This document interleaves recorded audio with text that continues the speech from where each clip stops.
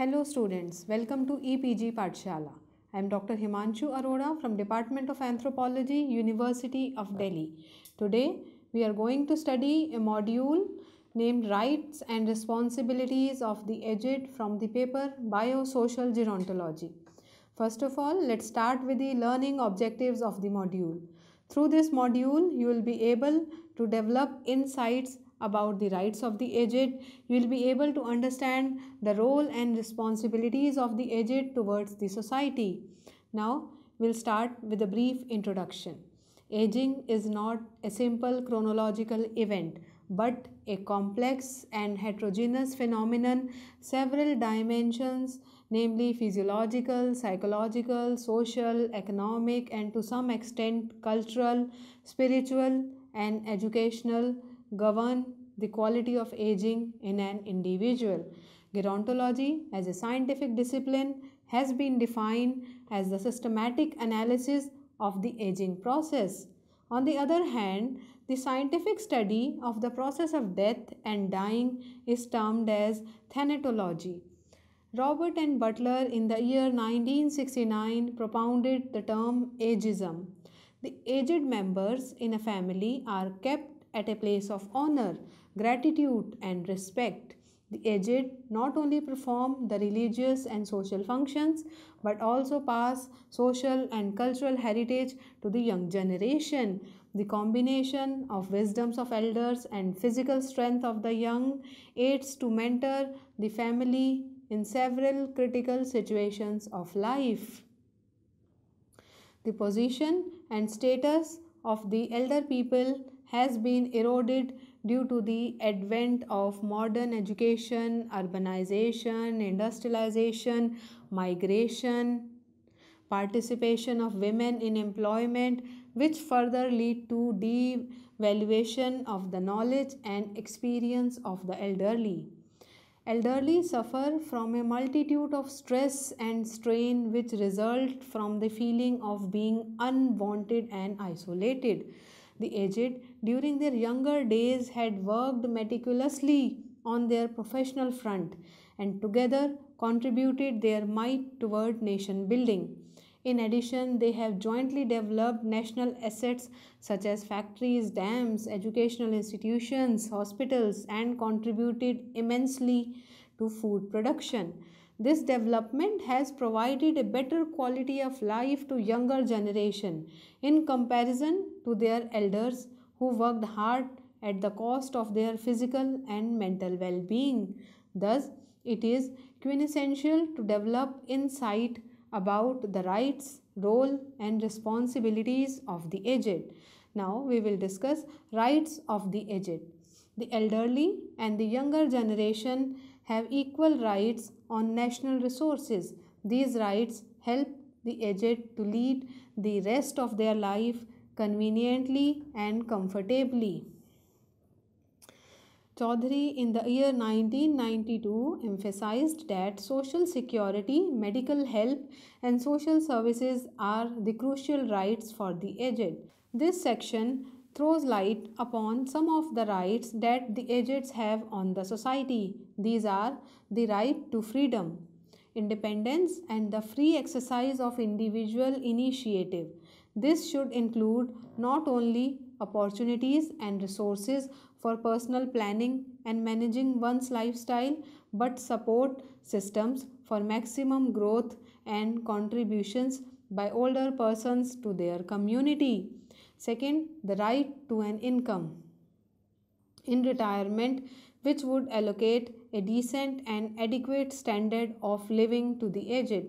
Such income should be adequate enough to allow maintenance of mental and physical activities which delay deterioration and maximize individual capability for self-help and support.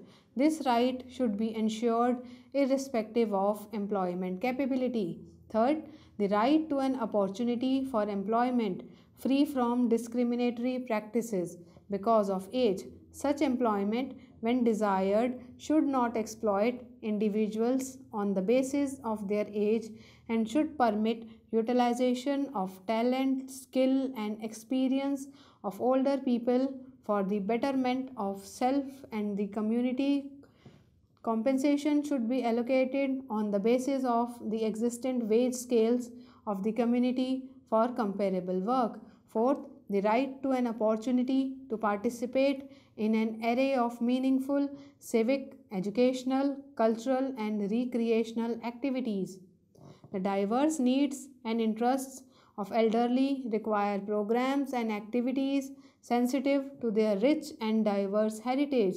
There should be opportunities for involvement with persons of all ages in such affordable and accessible programs. Fifth, the right to suitable housing. The elderly should be provided and allocated with the widest range of choices of affordable residential arrangements. Sixth, the right to the best level of physical and mental health services. Such services should encompass the latest knowledge and cost effective and accessible techniques science can provide to elderly irrespective of their economic status. Seventh, the right to ready access to effective social services. These services should promote and enhance independence and well being of the elderly and at the same time provide protection and care as required. Charter of Rights. Like their American counterparts, the aged in India must endeavor to have a great charter of rights for elderly because such a charter can safeguard and establish the physical, socio-economic, and cultural well-being of the senior citizens in the country. The charter should be centered upon the following objectives. First, an adequate income in retirement in accordance with the standard of living of the country. Secondly, the best possible physical and mental health care that science can make available without regard to the senior citizen's economic status. Third, suitable housing design and located with reference to special needs at cost retired persons can afford. Next, full restorative services for those who require institutional care either free or at nominal level. Fifth, opportunity for employment with no discriminatory personal practices just because of old age. Sixth, retirement in health, honor, dignity after long years of valuable contribution to the national economy and culture. Seventh, pursuit of meaningful activity within the widest range of civic, socio-economic, cultural, and recreational opportunities. Seventh, efficient community services which provide a choice in supported living arrangement and social assistance in a coordinated manner. Ninth, immediate benefit from proven research knowledge that can sustain and improve the health and happiness of senior citizens. Tenth, freedom and independence and the free exercise of individual initiative in planning and managing one's life.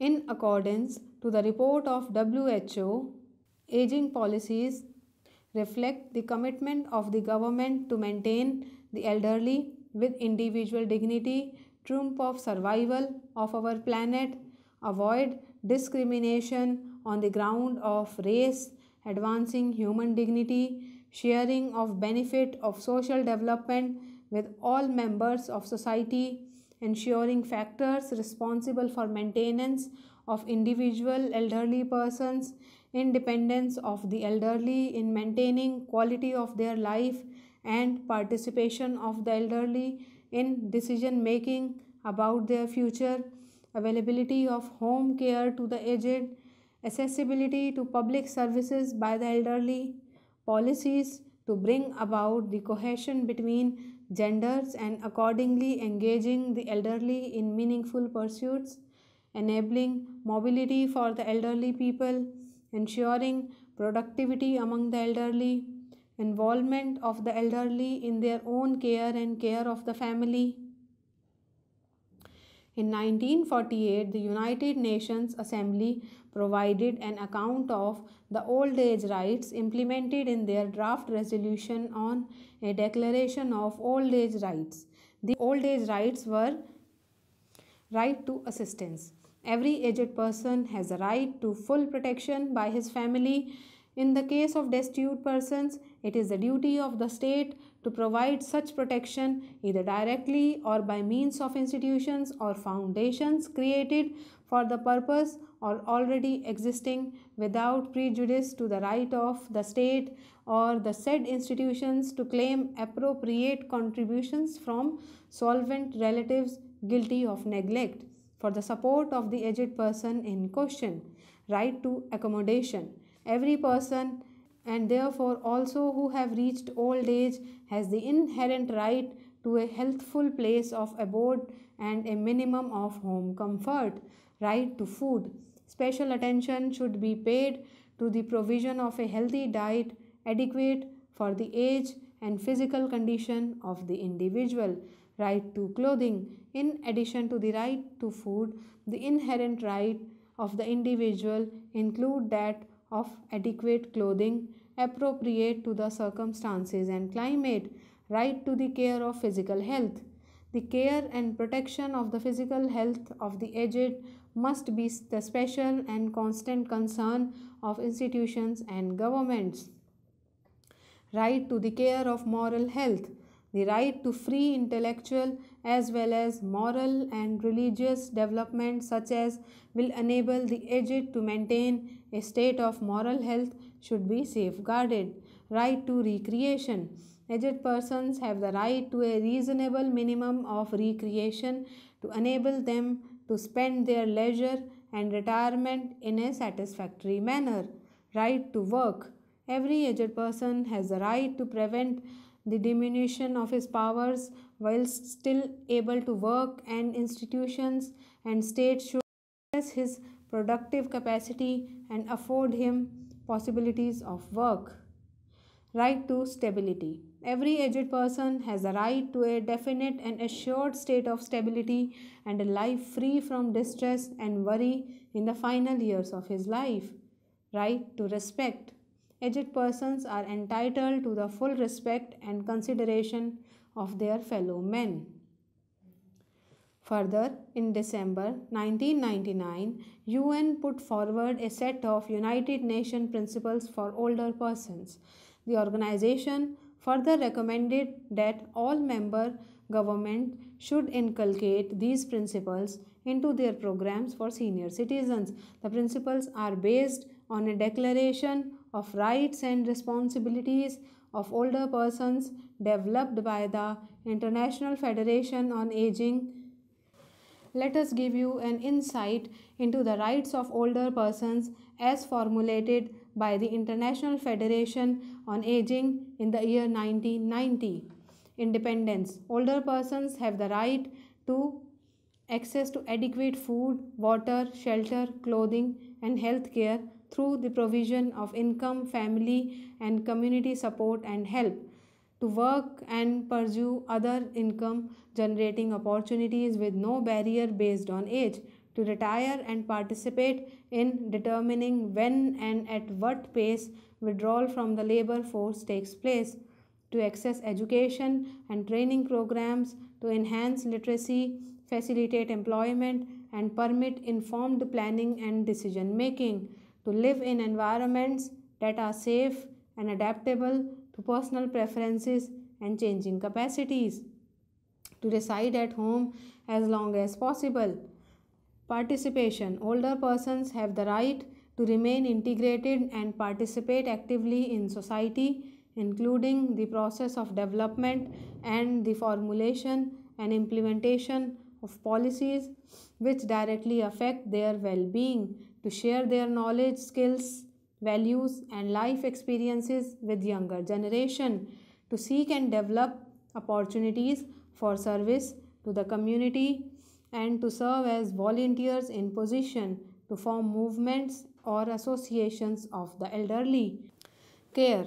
Older persons have the right to benefit from family support and care consistent with the well-being of the family, to access health care to help them maintain or regain the optimum level of physical, mental, and emotional well-being, and to prevent or delay the onset of illness, to access social and legal services to enhance capacity for autonomy and provide protection and care, to utilize appropriate levels of institutional care which provide protection, rehabilitation, and social and mental stimulation in a humane and secure environment, to exercise human rights and fundamental freedoms when residing in any shelter, care, and treatment facility, including full respect for their dignity, beliefs, needs, and privacy, and for the right to make decisions about their care and quality of life. Self fulfillment. Older persons have the right to pursue opportunities for the full development of their potential, to access the education, cultural, spiritual, and recreational resources of society. Dignity.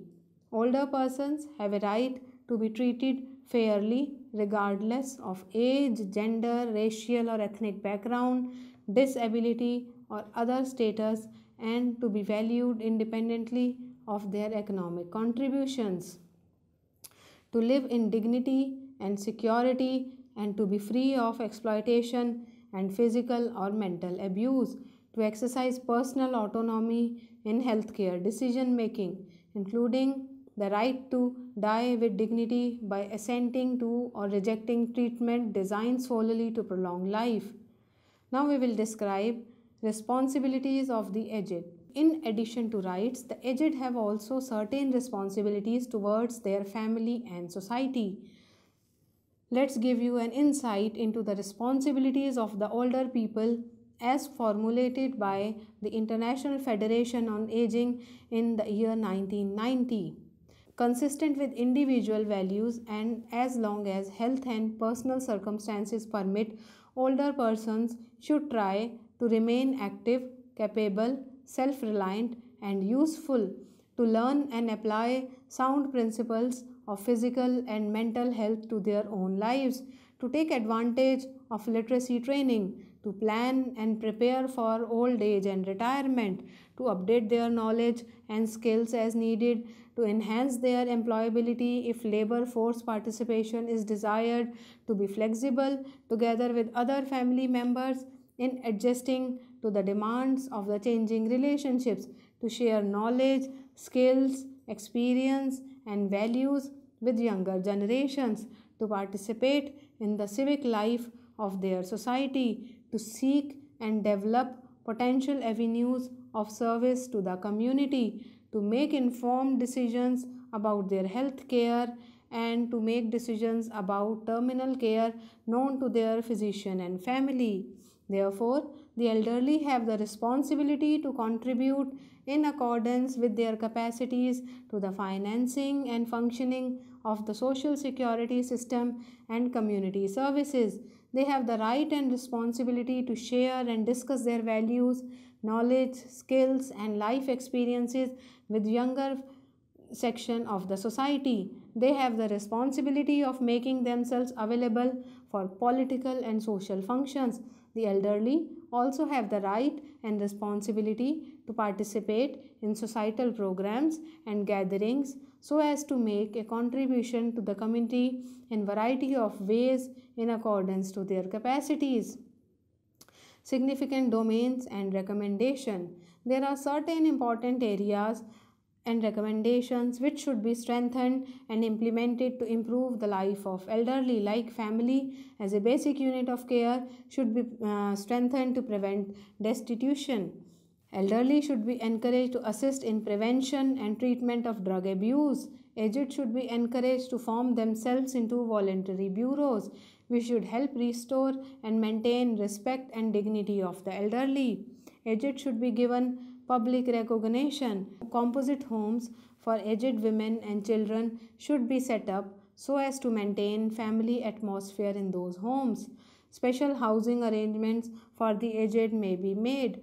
All those above 65 years of age should be exempt from the payment of property tax. Special physical arrangement of ramps, lights, ventilation, kitchens, toilets with handles should be provided in homes for the aged. Special arrangements such as special wards and special queues for the aged should be considered in hospitals. In addition to ambulance service, physical therapy, mobile health unit, daycare centers, domiciliary care, etc. arrangement for orientation of medicos to the problem of the elderly patient, and medical research need to be made. Continuing education should be available to the elderly irrespective of their age. Their services should also be utilized for non-formal education. Special consumer protection services be provided to the elderly, particularly in marketing techniques, safe use of medication, household chemicals, and other products, and reasonable rates of medicines, dentures, glasses, prosthetics, etc. should be charged from the elderly. State sector old age pension scheme need to be made broad based, improved, and implemented on a uniform basis. National board of senior citizens should be set up with members drawn from the national level NGOs and ministries of urban development, rural development, health education, welfare, consumer affairs, labor, transport, sociologists, medicos, etc. A national policy on aging should be formulated. National Institute of Senior Citizens should be set up. National Elders Fund be created. National Day for the Elders be observed every year. A scheme of financial assistance to local bodies be formulated and implemented, whereby they should be assisted to run homes, daycare centers, and medical centers for the aged. Foster care and adoption services for the aged be started by the NGOs. We will summarize what we have done till now. Aging is a complex phenomenon and a natural process of life. In today's world, the elderly constitute a significant fraction of the society. These elderly and aged constitute a valuable resource for the proper functioning of the society. Aging is a natural process of life. Older persons are a valuable resource.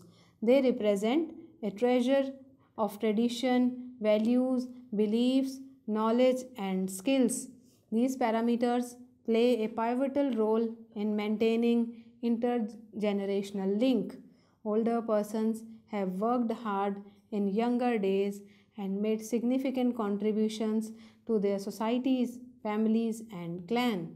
The elderly should be regarded as vital human resources, and their rich experience and residual capacities should be optimally utilized for nation building. The government should actively promote and ensure their ability to lead healthy and fruitful life. This can be achieved by proper knowledge and awareness about the rights and responsibilities of the aged in relation to their society and nation. Moreover, these rights and responsibilities aid the aged to lead the rest of their life conveniently and comfortably. It is imperative to develop insight into rights and responsibilities of the aged, as senior citizens throughout the world lack access to basic amenities of life on the discriminatory grounds of age, disability, race, sex, ethnicity, or religion, or in response to employment practices and legislative barriers.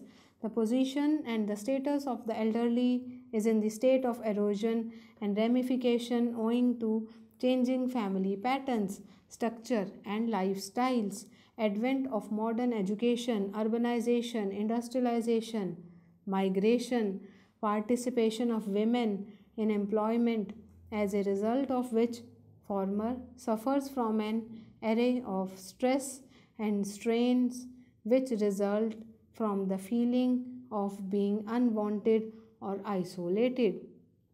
The aged women suffer disproportionately from poverty, sickness, poor health, loneliness, and isolation. The disabled elderly experience cultural and socio-economic barriers which take a heavy toll on their quality of life. Developing countries, in particular, experience the most rapid rate of population aging and lack the basic financial, social, and health infrastructures to address this prominent issue.